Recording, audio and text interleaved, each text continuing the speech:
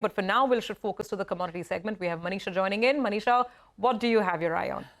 Well, I'm looking at the energy as a market because while the crude oil prices have been declining, that's exactly what you have seen across crude products as well. So starting with the energy markets itself, and the Brent prices fell 2.5% overnight. And as you can see, we are 3% down in the Asian markets right now as well. So 75 just about holding. It was just previous week that we saw 80 plus kind of levels come in for the Brent prices also. So this has been a sharp decline in last couple of sessions already. Well, reasons are that the OPEC has cut the world demand forecast for a third straight month. And this time around, the OPEC and allies feel that for 2024, the growth demand that you will see in this year would be to the tune of 1.93 million barrels per day. And next year would be lower at around 1.7 million barrels per day, 1.65 million barrels per day. So we have seen a constant decline come in for this one. Apart from that, the China crude imports have continued to decline as well. From the month of Jan to September, the overall imports have declined by 3%. And also the China markets have seen a decline also because of the lack of new stimulus measures, which the street was anticipating to come in by this weekend there. China's shifting from diesel to LNG and EV has been yet another reason that you are looking at weaker demand coming in from one of the world's largest importers and consumers as well.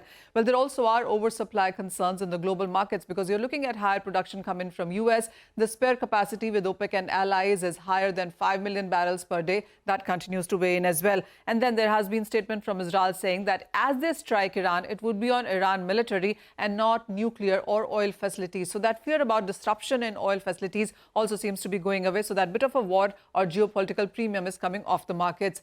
There is weightages that we have seen come in from the dollar index as well, which is holding above 103, which is a 10-week highs. So not just crude oil prices, but if you look at the metal market today, copper, aluminum, zinc are trading on a weaker side. Gold and silver is in the negative as well. So the strength in US dollar index also seems to be weighing on. And then not just crude, if you look at natural gas, that's down by 5.8%. Heating oil fell nearly 5% in the overnight markets as well.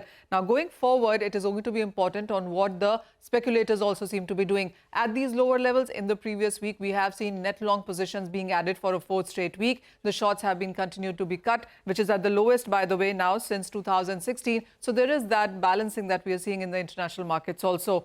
But going forward, there's so much to watch out for. Today, you have the IEA data coming in sense of global demand and supply numbers. Tomorrow would be the crude inventories. And then as you get into the month of November, the US Fed meeting, presidential elections, and all of that would continue to impact crude and vice versa. So it's going to be a volatile month going forward for crude prices. All right, Manisha, thank you very much for that. So oil very much in focus, but thankfully not on the boil.